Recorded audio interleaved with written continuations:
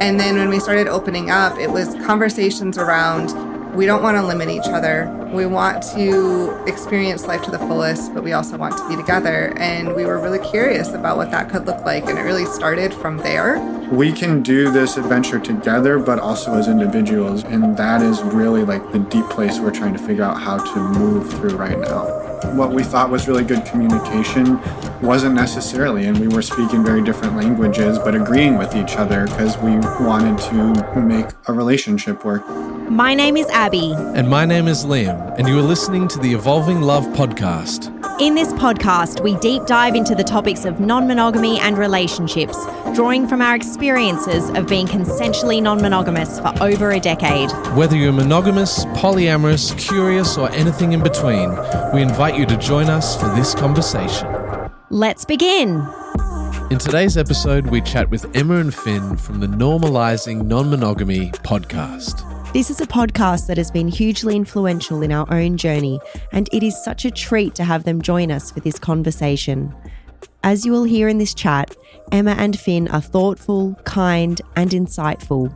In this episode, we discuss the common denominators in successful non-monogamous relationships, building community and support networks, their opening up journey, exploring the importance of self and the individual, the role of kindness in non-monogamy, mistakes and growth, their OCD and ADHD diagnoses, the importance of living an examined life, opening your relationship together or separately, and so much more. And now we bring you Emma and Finn. Emma and Finn, thank you so much for joining us on the Evolving Love podcast. Thank you for having us. We're really excited to be here today. It's been a little while in the works, and finally, we're all here. Well, we had such a wonderful conversation with you on your podcast. And after it, we thought, oh my goodness, we just have to keep the conversation going. Mm-hmm. So it's so wonderful for you to join us. Yeah. But we wanted to start off this conversation. You, of course, have your incredible Normalizing Non-Monogamy podcast. And I think you're up to about 360 episodes. Is that right? Yes. Yep. Just about. Yeah, right around that. Yeah, it's crazy. When you say it like that, it sounds crazier. So. It does. Yeah, wow. We've been long-time listeners of your podcast. I remember when Liam and I would be flying back to and from the States, we'd often put on your podcast. So it's really fantastic to be able to chat with you guys again and to connect in this way. Yeah, and we'd be sharing podcast episodes, and I'm sure this is what lots of people do with your podcast, is that they listen to these incredible interviews that you do with people, and they send them to their partners, and they go, oh my goodness, listen, they talked about jealousy, or they talked about compersion, they talked about their struggles, and then everyone compares notes. And I do wonder, what are some of the common denominators or the common threads that you see with some of your guests in terms of the positive aspects of non-monogamy? Have you started to see through lines with all these rich and incredible conversations that you're having?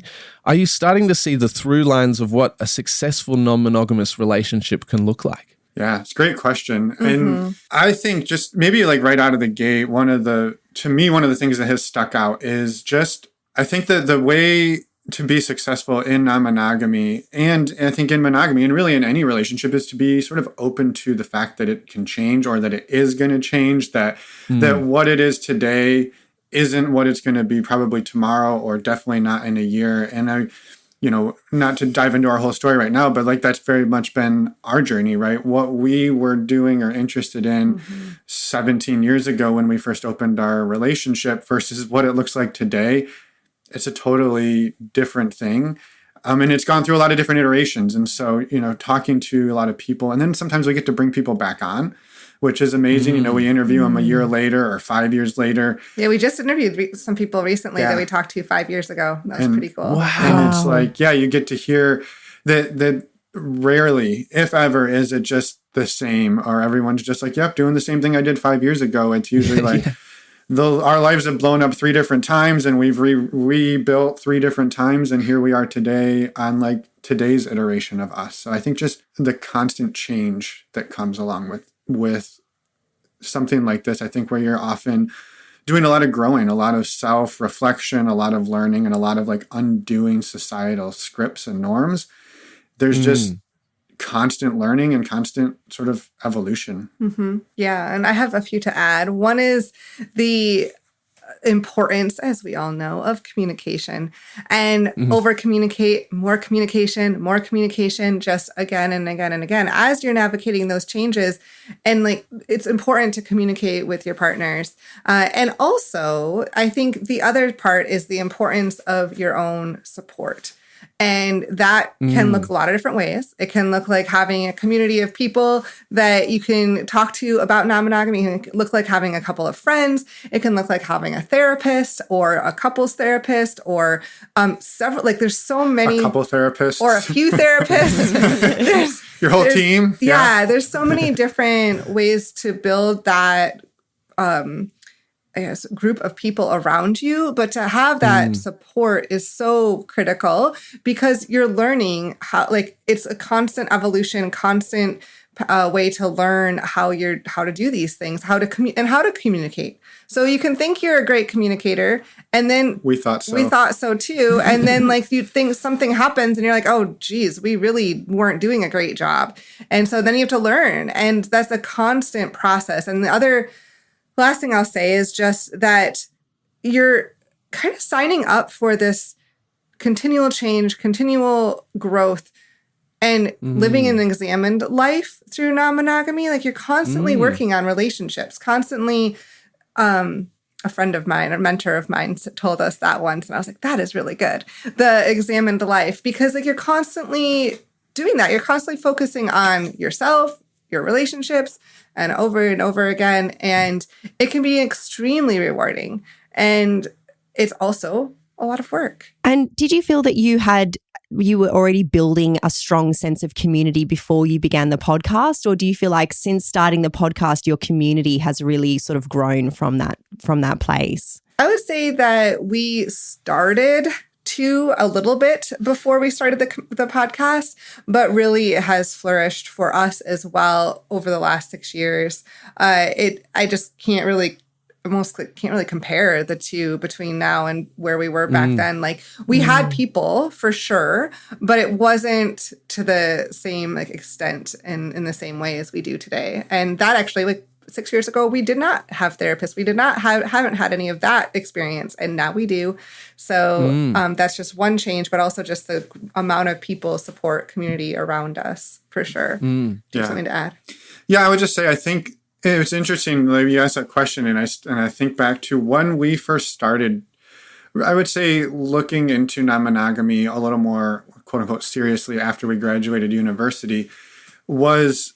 The way we always framed it was we were looking for friends with benefits. And that was always sort of I know it's a cliche statement. Or friends with potential benefits. Exactly. And that was really it. Like, the benefits weren't even, what I think we really were looking for was community, a place where we could go and be ourselves. We could talk about things. We could tease out ideas, and we could do that in a space where people weren't looking at us and going, making a face or judging us or shaming us, because we got that everywhere else. We were looking for a place where we were going to be able to, you could go for a hike and maybe sit in the hot tub naked later, and maybe something could happen if there's the right chemistry, but there's not a pressure for it too. And so I think it's funny now, like reflecting back to that time where I felt like what we were really trying to build was a community, and we had no idea how or where.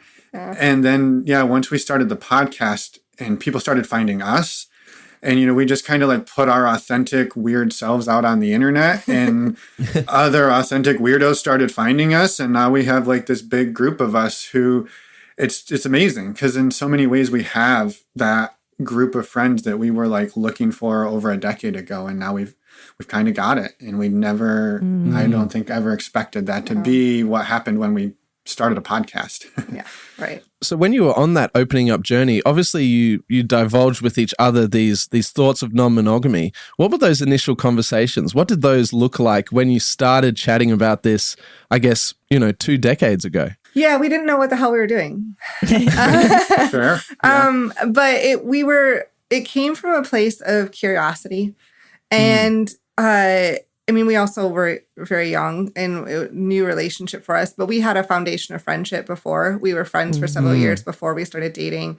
And then when we started opening up, it was conversations around, we don't want to limit each other. We want to experience life to the fullest, but we also want to be together. And we were really curious about what that could look like. And it really started from there.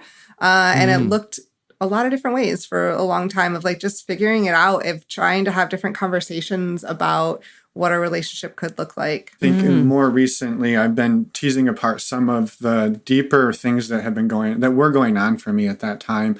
I was the one who brought it up to Emma. We were actually in Australia. We were studying abroad in Australia, and I brought it up to her. And I just remember this feeling of, this was really like the first time my world opened up in that big of a way. We grew up in a very small town in the Midwest, 2,500 people, wasn't a whole lot going on. And now all of a sudden you're like in this massive new country with all of these amazing people that are very different than we were, very different than anything we grew up with.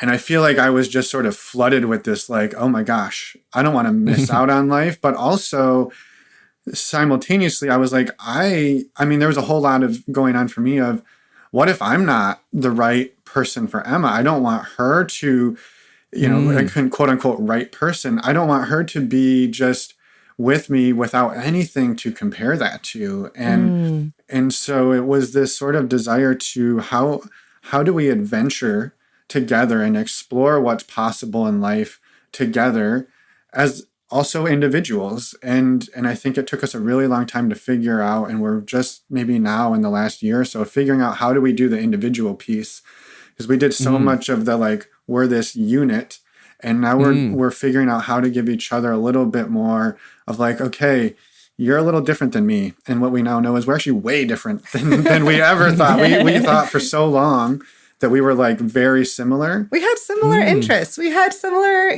desires and drives to like to get out on an adventure. But oh boy, how we accomplish the similarities is just night and day. And now we're learning, okay, we can do this adventure together, but also as individuals. And that is really like the deep place we're trying to figure out how to move through right now. Gosh, I'm hearing so many parallels also to mine and Liam's story, especially with, you two are in the States, but then you come over to Australia and you begin your opening up journey. We're Australian, we were in the States, and that's where we began our opening up journey. Do you feel like there was a sense of, having that feeling of being away from, your country, your hometown, and the anonymity that came with being in a city? I think I remember you sharing that you were in Melbourne. Yeah. If that's correct. Yeah. Do you feel like being away from sort of everything that you knew made it possible to start exploring these things? Well, that's a great question. I'd love to hear your thoughts on it. Yeah. I remember when Finn brought this up to me and being like, well, I don't know that much about this. I was very naive too. And you're young and just figuring things out. But I remember thinking, I don't know anybody in this entire country. So why not? Like, why not try this and just see what happens and go for the adventure and work, like do it together too. So that definitely had an impact for me. Yeah, I would agree with that. I think for me, it was too that, sometimes there's things in life, for me, it's really easy to think about things as unattainable, right? So even the thought of like, getting from San Francisco, or at the time, we were in the Midwest, to Australia, right? That seems like an insurmountable thing. Like, how do you even make that happen? And then I think once you land there and you're looking around and you're talking to people and like everything is different, right? Like there's wildlife you've never seen. There's just people that you've never seen. And you're like, okay, the world is very different than I'm used to seeing it.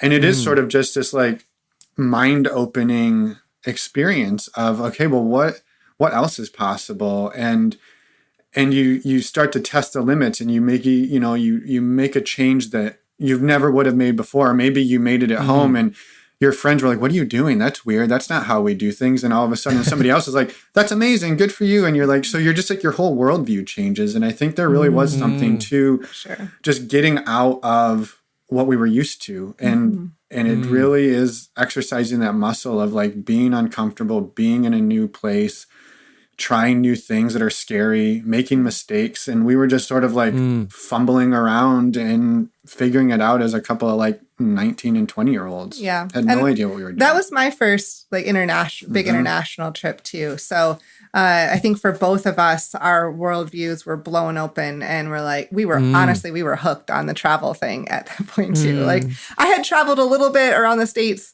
growing up, but and you did too a little bit, but we just... But never on our own, never without parents. Yeah. And when we were, never internationally. And so getting to experience another country like that was definitely very impactful. So when you opened up, you referred to it almost like experiencing this adventure as a very solid unit. Like you were very much a couple experiencing these things together, experiencing non-monogamy together. And something that we often get asked on the podcast or with Abby's work with her writing is, for people are interested in knowing, is it better to open up as a couple, or is it better to open up separately within a couple and kind of date separately?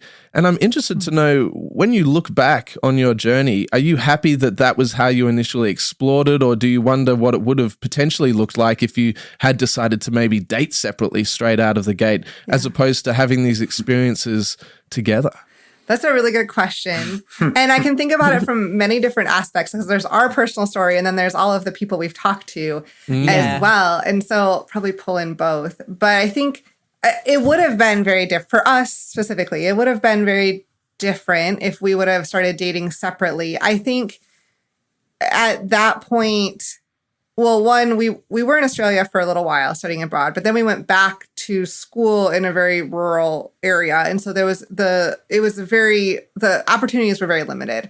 And we were also focused on each other and school. And it was that part of life. We were figuring out how to be an adult too, in a lot of ways. And so I think during that time, while it would have been possible for us to date separately and open up in that way, I think we were really focused on trying to build a foundation in our relationship as well, but one that included adventures and experiences with others. And I have more on that thought, but I want to give you an opportunity to jump in if you have anything to add. Yeah, I thought about this on occasion, because the way we opened up was very much sort of a stereotypical swinging. We would go to often swinging parties, or we would go out on dates with other couples. And in so many, it's hard to say that I wish we had done it different. I know there are things that I wish I had done different. I wish we had been able to listen to one another or speak up better. I think we were kids. We didn't have the foundation of communication. And even as adults, we've struggled with it, right? What we thought was really good communication wasn't necessarily, and we were speaking very different languages, but agreeing with each other because we wanted to make a relationship work. And so I think I wish we had done pieces of it different, because I know we're very different. And I think there would have been some real value in us having our individual experiences. Yeah. So we could have gotten to know ourselves better. But I also fear that at the time we didn't have the skills or the security as a unit, but also as individuals to go and do that. And that's not to say we shouldn't have, but I mean, it probably would have been like a trial by fire. I don't really know. It's a wild time to think about, because I just look at it now and I'm like, whoof, even after doing it for 14, 15 years, when we did move away from this sort of couple unit swinging to polyamory, even though our first real experience in polyamory was in a quad and we were very much a couple with another couple, a lot of the individuation started happening. And we struggled with it. And we were still figuring out, okay, well, how do we do this moving forward? What does this look like for us as individuals who are also in a partnership, who also own a business, and so many other aspects of our lives that are tied together, but we're still individuals. So I don't think that answered your question exactly, because it's so it scares me to think about, if we had tried to do the individual thing 20 years ago or so when we started this, I don't know. It's wild to think about. Well, it makes me think about, we talked to many different people, and some people I think some takeaways from all of the conversations we've had is that people who have been in a long-term partnership and then they open it up after 20, 30, 40 years, that is incredibly difficult. One of the most difficult ways we've seen like to do non-monogamy, because you're learning a new way of being in a relationship with someone you've been in a relationship for decades and decades. And so there's so much of undoing and relearning there that is really difficult.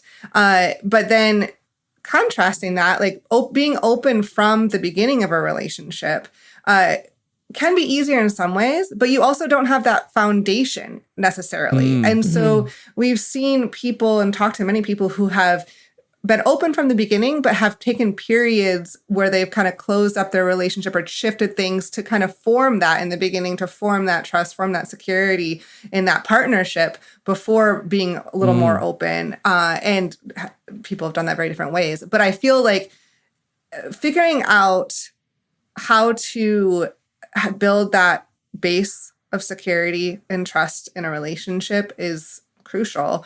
And you can do that in many, many, many different ways. And I think, as to Finn's point, I don't know if we had the tools to do that back then. Maybe, but I don't know where we would be. So it is a really interesting question. Maybe one quick thing to add on to that is I think in some ways too, it's not just about creating the solid foundation for the unit of the couple. It's the foundation for myself, the unit of myself, right? And because there's a lot of people who are out here exploring like solo polyamory, or they're a solo person moving through the world of swinging even, right? Where they aren't trying to create a solid foundation with necessarily one person, but they're moving through it like having to be solid in themselves. And I think that's really one of the key things that was missing, I would say, for both of us. Agreed, is we didn't have that as individuals. And so we were really putting the weight of it on our partnership to provide the solid foundation, instead of the get solid with myself, understand who I am. And then that's what our relationship sits on, is the solid foundation of a whole Finn and a whole Emma, rather than like, we can be a solid foundation as long as we're both here. So that, I think I just wanted to make sure we didn't lose anybody in the mix that's like, hey, I'm a solo poly, like all of my relationships I'm creating in this way. And so I think there's just so many different ways to do this. And I think they all bring in challenges that are very unique to each way of doing it. And I love when we talk to people who've done it in like the whole gamut. You know, they've done it as a solo person, they've done it as a couple, they've done it in the swinging world, and they can talk about like how different it was in each of those realms. Well, I think because relationships in general are difficult, right? Like any relationship in life, like two people relating, multiple people relating, it's challenging. Stuff comes up. And I think having that foundation with yourself and being and revisiting that throughout life too, coming back to that, seeing that how does that change over time is so critical. So I'm really glad you brought that in. And perhaps that's the hardest relationship of all, is to oneself. Right. And I think it's something, when I think back to the relationship that I had to myself when I was young and when I first met Abby, you know, I was 21 when I met Abby, and I just had no idea of a lot of things. And I was still fumbling my way through. I'd had, you know, relationship experience, but they were kind of dysfunctional relationships where I hadn't really had a chance to really learn how I interact with others within a relationship.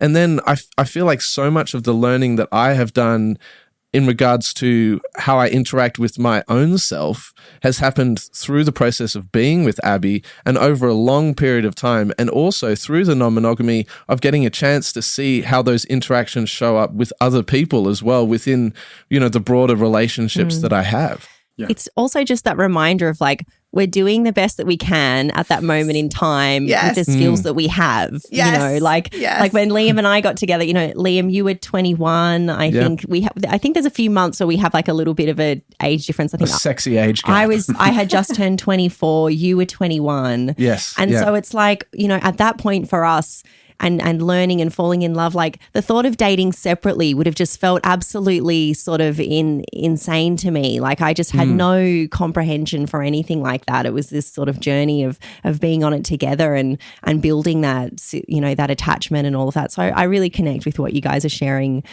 with that. And it can be an interesting one then when you look back on it now through the lens of like everything that we know, or this, you know, discourse going on, you know, couples privilege and this and that, and, you know, all these things. And it's like, gosh, well, you know, I didn't really mean to do anything wrong. It's just sort of like how things were for us, you know? Yes.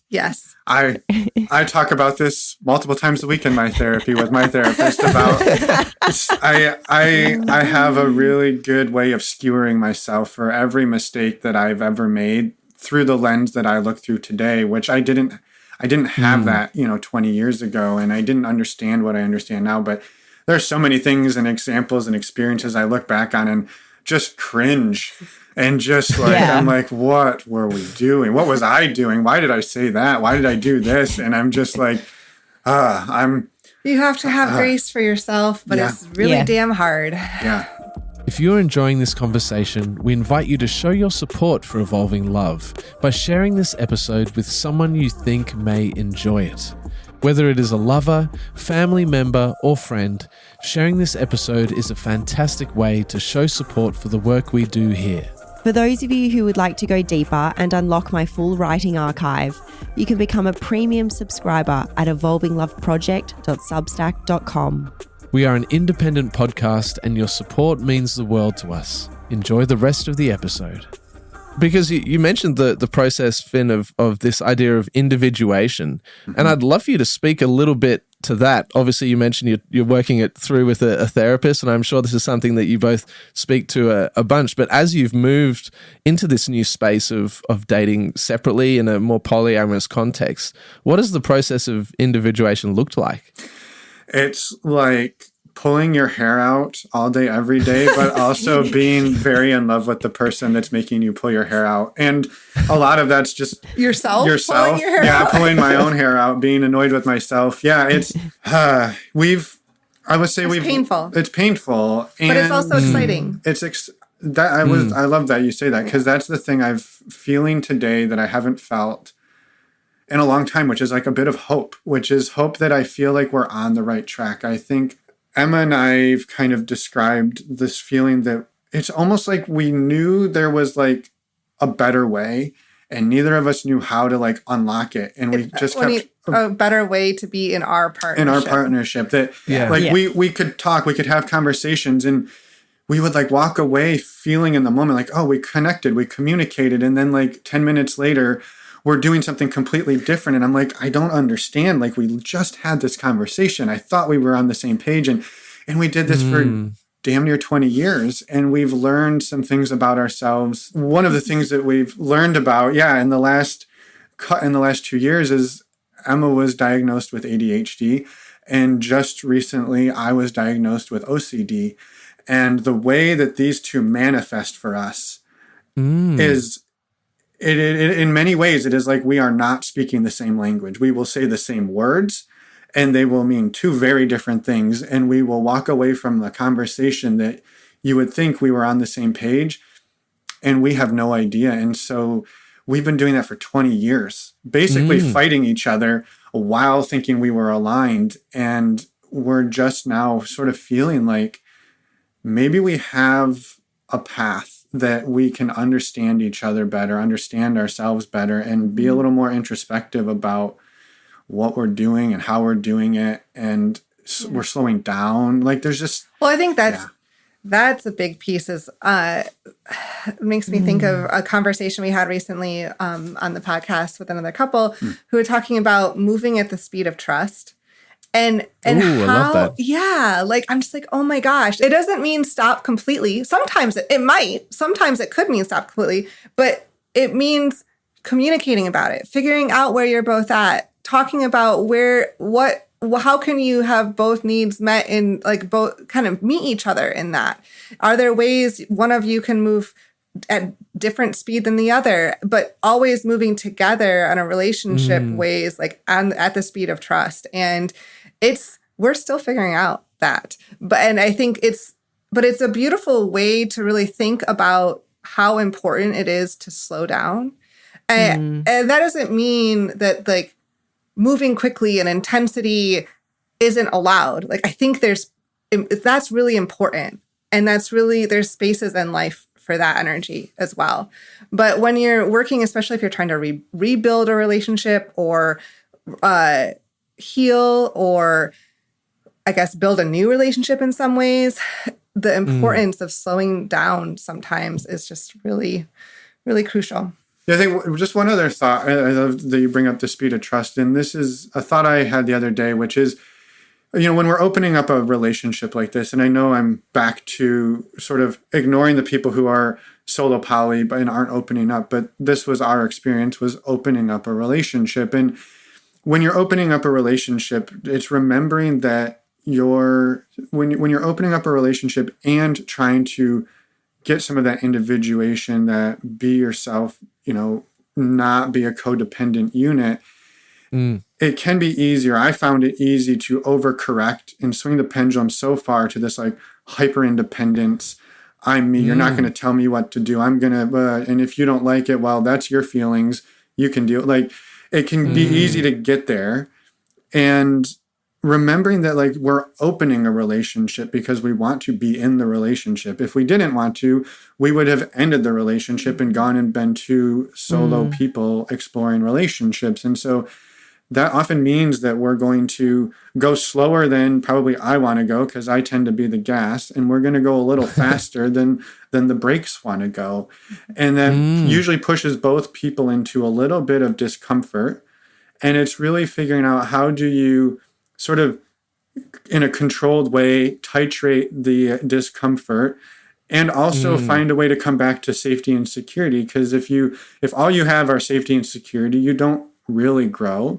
And if all you have are growth edges, you also don't really grow, because you're just in a constant state of like nervous system overload, and it never really feels good.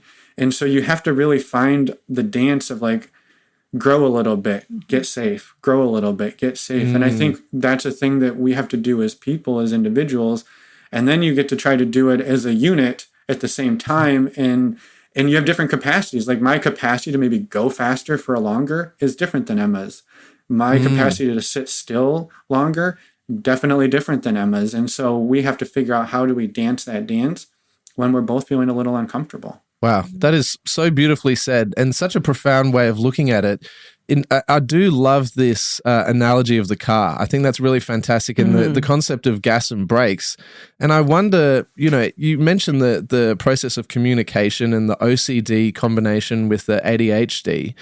I wonder, with those conversations, how do you figure out, if you're talking almost a different language, how do you figure out when it's an appropriate time to put on the brakes, or when it is an appropriate time to put on the gas? Because those conversations are so critical to navigating that delicate dance, as you said.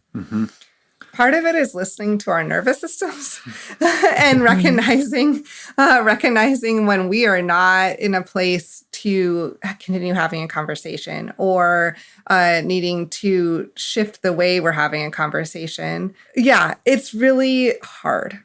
I will just say that it is hard to figure out, ADHD and OCD are our two things, or two of our things. There's multiple, but it can, like, for any two people coming together, actually you can do this with many people, in groups of people, as you're working on forming those communication bonds and how you relate to one another.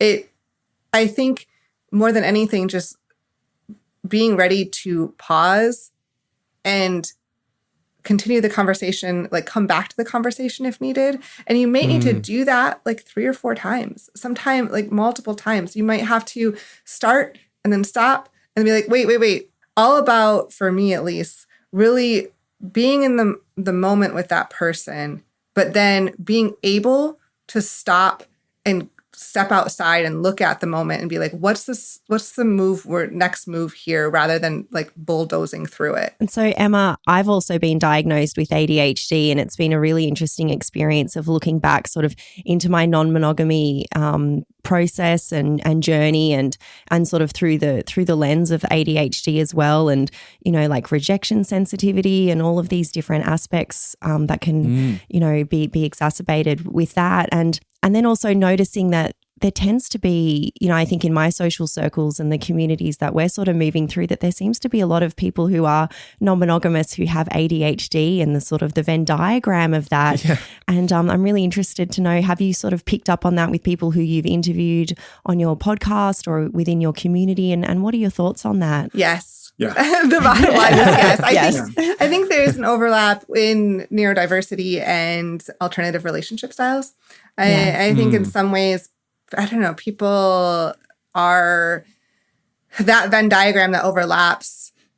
It's basically a circle at this point. In a lot of ways. But I think because, I don't know, in some ways, people who experience a type of neurodiversity, you're looking at the world in a different way already. And so I think there's a potential natural questioning of relationships within that would be my thought. And finding things that work, right? I think and again, I'm speaking out from outside of ADHD, I believe, and it's the idea that we're often in these spaces, the neurodiverse spaces, we're sort of always trying to recreate the world for ourselves. How do we make this world fit better for us? And I think in some ways, I will say for myself, relationships were one of those. Just the way I looked around and saw everybody doing it, it just never made sense to me.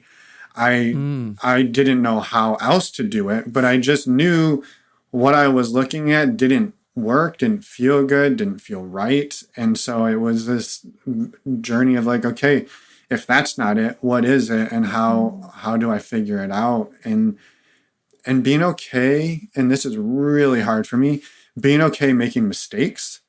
And knowing that like the step I take might be the wrong one or the quote unquote wrong one, but that I will hopefully learn something from it and take a better step the next time. And also being okay if that better step actually wasn't better. And right. So like just the amount of like trial and error in this can be pretty, and for me, it's been healing and I'm trying to figure out how to lean into that more. So I know I diverted a little bit from ADHD and made it a little more about my own OCD tendencies, but I think what you're talking about is, this huge overlap of neurodivergencies and non-monogamy or alternative or non-normative relationship building.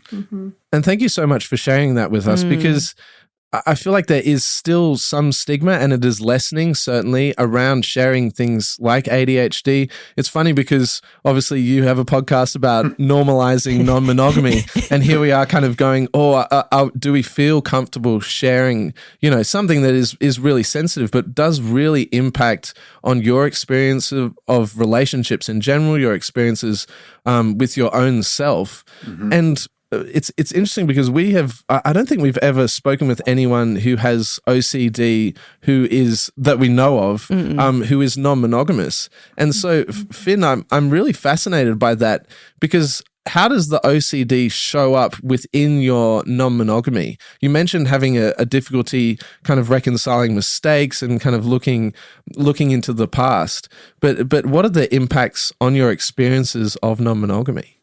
We don't have enough hours in the day. I mean, high level. Yeah. I mean, to tie them directly to maybe non-monogamy. Something you're still figuring it out. I'm definitely still figuring it out. I would say this is within the last year or so really started to identify it, and what happened is I started sharing the thought patterns that I was having with my therapist instead of just talking about whatever, like, here's what's coming up, here's what's happening. And like multiple times a session, she'd be like, that sounds like OCD, that sounds like OCD, that. And it was just like over and over and over. And I was like, well, I also think this thing. She's like, yeah, definitely that. And I was like, well, what about this? And she's like, yep, that. And so we finally, it was, because it wasn't, for me, it doesn't manifest in the ways that you see in like mainstream media, right? I'm not flipping light switches on and off all the time or going in and out of doors a whole bunch of times.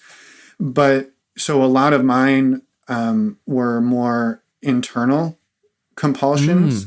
And so what's really to me horrible about that is OCD will try to convince you that you don't have OCD because it doesn't match what these other ways look like. And so I'm still in this process of convincing myself almost every day that that's what it is. And then I can get there for a few minutes and then it goes away. And then I get there and it comes back. But what happens with that is I do that same type of thing to people I'm in connection with. So there's sort of a subset, and I don't want to like turn this into the OCD podcast, but there is sort of, there's not really like an actual categorization, but there's a way that often people with OCD describe it is sort of, they call it just right OCD. And that's often what happens when if you see somebody flipping a light switch on and off, what happens in most people when they turn a light switch off, there's a brain response that says the light is off. Not so with OCD, you flip it off and it's like, but what if it's not off? And you do it again and you do it again. And so I'll have that often in a conversation where often with Emma, we'll be talking about something and I'll explain a thought and she'll be like, okay, yeah.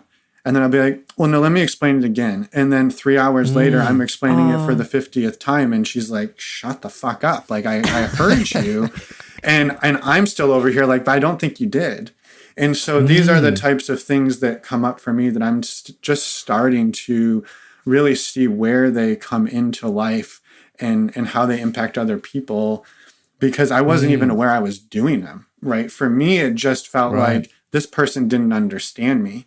Just like this light switch doesn't really look off or feel off. I just never feel like people quite got it because I didn't quite explain it right. So let me give you a different analogy. Let me give you a different metaphor. Let me give you let me try one more time.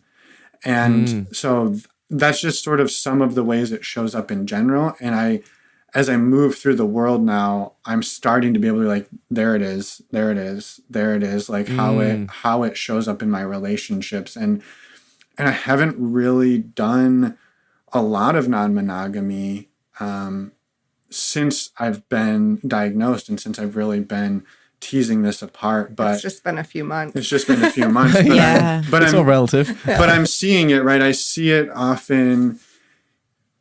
The other place that it comes from me is this big fear or sort of knowing that I'm going to do harm, even if I don't want to. And so it causes me to be really sort of extra cautious, right? So like things like consent, it will get to a point where people are like, I've said yes 75 times and now I'm like, I'm actually over it. Like, I don't even want to do this anymore because, and I'm like, okay, I couldn't get there, right? And so I'm figuring like, how do I be in these spaces where I can take people at their word and all of these things? So it's also, I mean, zooming back out, bigger picture, I think, just to make it more general, I think one of the things that non-monogamy does for us as a community and as a society is it gives us practice being in relationships with different types of people. Because if you think you're good at relating and you're good at I'm maybe good at being in a relationship with Emma, and I think I can take all of the things that I do with Emma and go be in a relationship with Abby or you, Liam. Like it doesn't translate, right? You're a different person, you're different people. So if you try to apply the same thoughts and the same processes across the board, you're not going to get the same results typically. And so it's much less about just like cut and paste and like be there and be human with that person and figure out what does that connection need. Well, it speaks to that common denominator that we mentioned at the top of the episode about flexibility, doesn't it? Yeah. Because if you are kind of compulsive around the ways in which that you're talking to people or having this kind of communication, it really makes it difficult to be flexible. Oh, it does. Trust me. Yes. Yeah. And then I could imagine getting in that mindset of like, well, this works really well with Emma. This is how it's being in a relationship, and then sort of translating that to somebody else and like having it not fit. Yeah. But yeah, I also, what you said about sort of like when it comes to consent and sort of like, I could imagine you'd be like quite sort of hyper vigilant with yourself when it comes to things like that, and just sort of going over and over and over again. And it's like that balance of then like the eroticism and like the nuances in like picking up on like, how someone's feeling and where they're at, but then also just like making sure, over and over again, which also comes to the times that we're in and the focus, on consent, and also I'm sure, being a man and being so aware of all of that, and it's definitely it's a delicate balance, I'm sure, generally as well. Yeah, there's a lot there. Yeah. And I mean, what you just touched on, Abby, is the piece. I will say that it is where I have struggled a lot lately. And the way I kind of describe it is, I move through the world with like this giant butterfly net, just collecting all of the things that are quote unquote right. And right. So when we get in talking about consent and how do you ask for consent and how do you get consent and how do you, and I learned it over here and I learned it over here and I learned it 400 different places, and I've taken all the 400 different ways people have said it and I've crafted this perfect way to do it.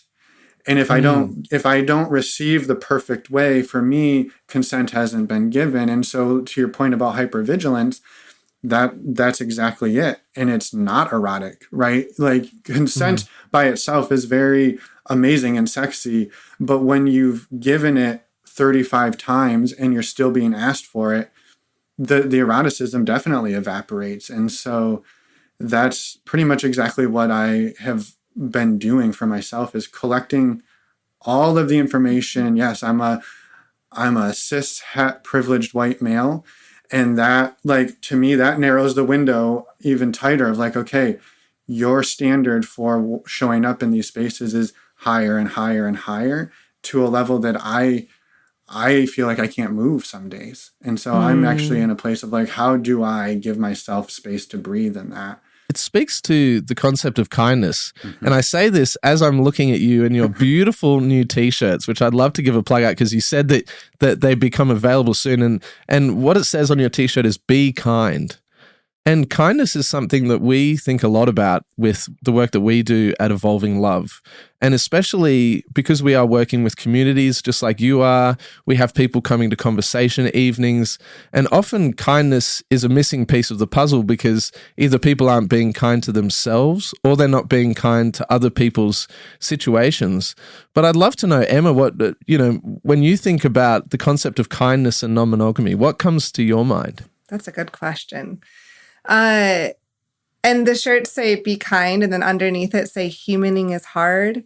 And I think that for me, it just getting back to almost that slowing down in some ways of being present with other people by not rushing to judgment, by slowing down and be like, wait, I'm not in this person's shoes. I have no idea, or maybe I have a little bit of an idea, but in general, not much idea of what's actually going on in their person at this time.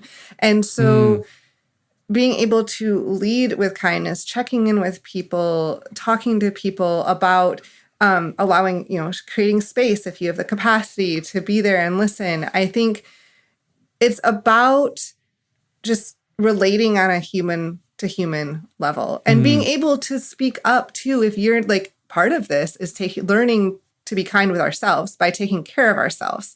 So if we, at the end of the day, we're responsible for ourselves only, and unless you have little kids, and then there's another responsibility there. But on a day-to-day basis, we're responsible for taking care of ourselves and learning what you need. And there's so much outside pressures to be certain ways, do certain things. And at the end of the day, you can do what you need to do to take care of yourself and encourage other people to do that. I know we had a community retreat recently, and there was a lot going on and a lot of people. And, when somebody would type in the chat, like, I can't attend this event because I need to sleep some more. Like, great. Thank you for recognizing that. And that's hard to do. That's because you're missing out on things. But I think that's really like learning to be kind to ourselves is listening to what our needs are as well, and then doing something about that, and then applying that to other people and creating the space to share in that humanness together.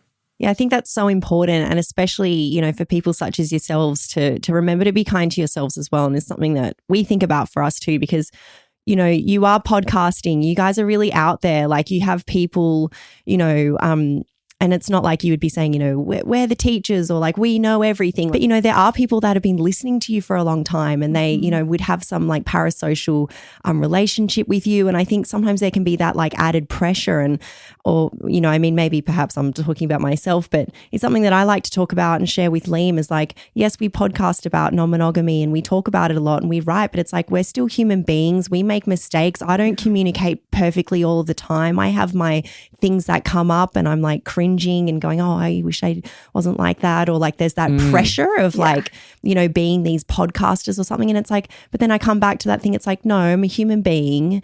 I make mistakes and I'm out here talking about that and normalizing that, you know? So it's such a good point that you added there, because I think it's so easy to disregard that. Like that you have to be perfect. You have to say things that it's like, no, getting back to the end of the day, you're still human.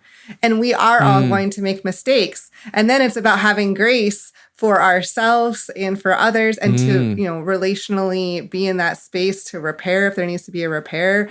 And it's not easy, but it's so important because like you said, we don't know everything. We're learning so much just as we go through life and as everyone is. And so it's just meeting that person in that space. And I think the other part I wanted to say was like kind of being aware or noticing. Part of this is noticing your own stuff, noticing your own bias, noticing your when you do make a mistake and at least like just keeping, you know, noticing that in yourself and what happened here? What can I do here?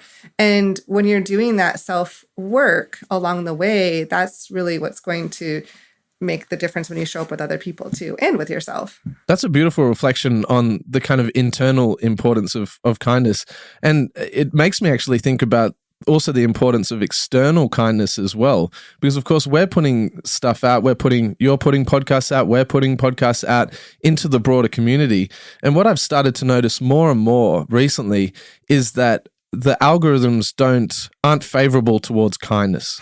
You know, often kindness is the stuff that kind of lurks underneath all of the outrage and all of this kind of clickbaity antagonism that, you know, sadly I see a lot in the non-monogamous space where there is that sense of othering. It's like, well, and even to the point where, you know, Finn, you've so beautifully caveated so many of the things that you've said. Yeah. But even without the caveats, and I often find myself doing the caveats too, even without the caveats, they hold so much profundity and weight to them, even without the caveats. But we feel, you know, we have to say, oh, you know, we're white and we're privileged and all of this stuff. And there is a lot of truth to that. But the fact that we have to express that is really to counteract the potential unkindness that could come without the caveat. Yeah. And it's one of those dances that I'm trying to figure out, right? Of what is important for me to call out in terms of privilege and caveat, and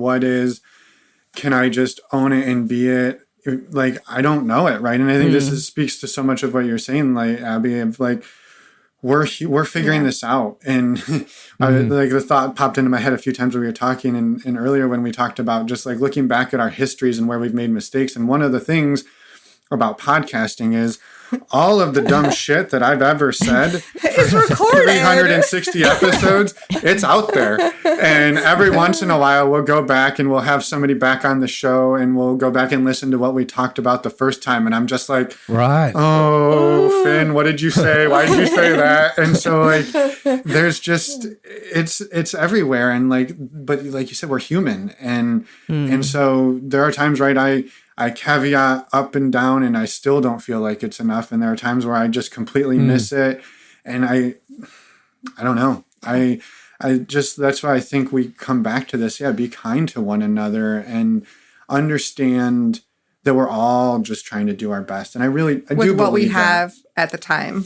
With what we have at the time. And there's a quote out there that I like to come back to for myself, which is that everybody's fighting a war or a battle inside that we know nothing about, right? And so, that person who was an asshole to you at the post office or somewhere out in the world, like what was their day like? That they arrived at that interaction with you like that. And right, so rather than like get angry and push the door back on, whatever you could do to react, like if like sometimes the kindest thing is just to like walk away, just walk away, just don't do anything, because you're not going to make anything better by involving yourself in that. But it's really hard to do because we take it personally, or we take it offensive. Like, what does it say about me that this person does? And so we try. But again, we're not perfect at it. Like, I wear the shirt as a reminder to myself to be kind to me, to be kind to you, to be kind to everybody. Like, that's what it means for me. Yeah. But if we can approach non-monogamy with that base level of kindness, I think that there's just a net positive for everyone involved. Yeah. Agreed. And I think, with relationships, this is just another place that I'm sort of finding myself leaning into more, is not taking stuff personally, right? If you're interested in some type of a relationship dynamic with somebody and what they're looking for is something completely different, but you're both like, maybe you have like this great chemistry, you meet and you're like, oh my gosh, we're just nailing it. And we can tell that like, maybe in another world, we would have ridden off into the sunset, but like, look at our lives, look at where I'm at, look at where you're at, or even just what you want, right? This person, maybe they're like, I'm looking to really settle down and have kids and do these things. And I'm over here like, well, I'm maybe looking to go on a date here or there every month or two and have a great evening.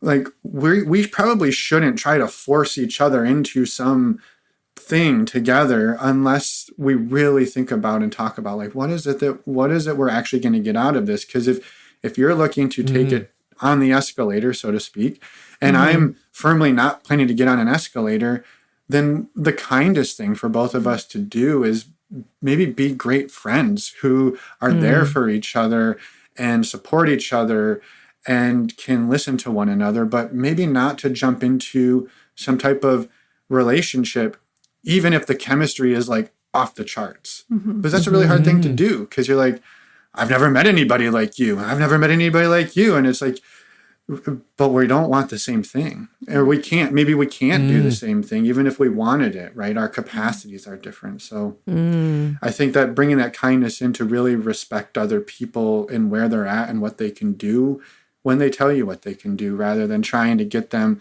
to go just a little bit more.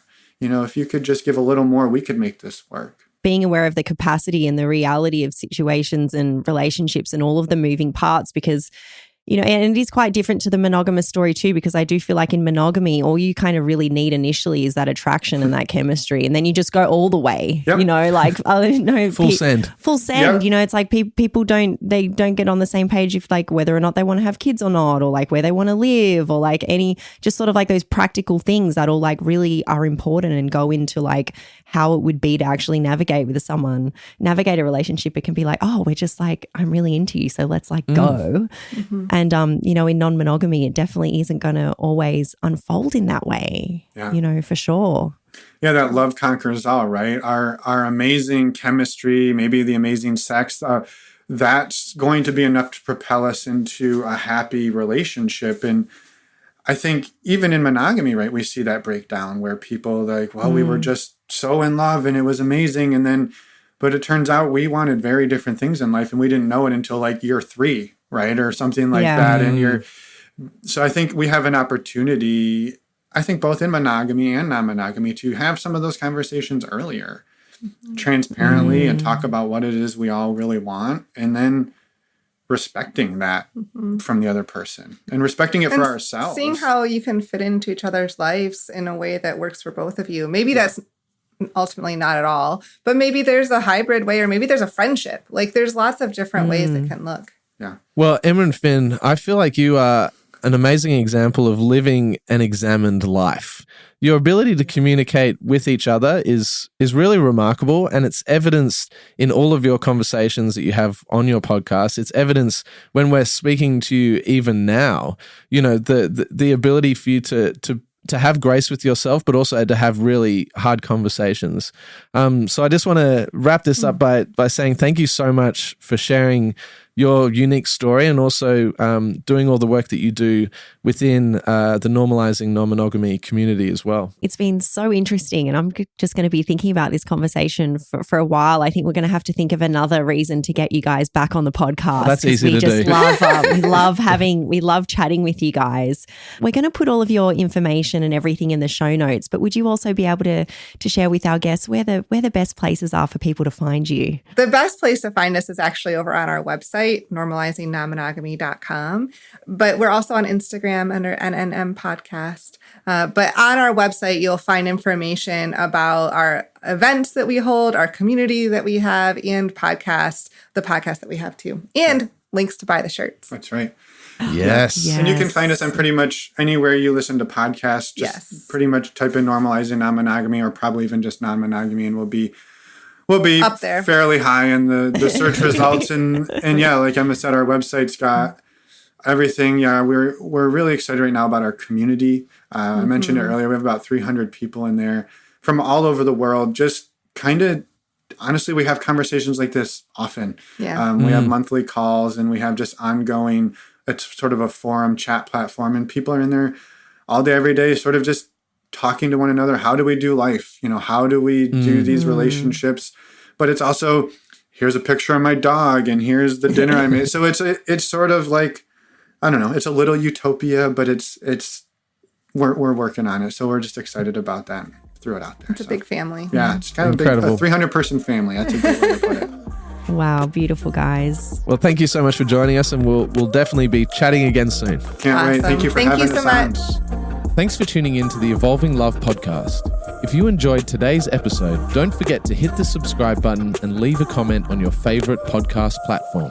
Your feedback and support fuels our passion, and together we're building a community of curiosity, kindness, and growth.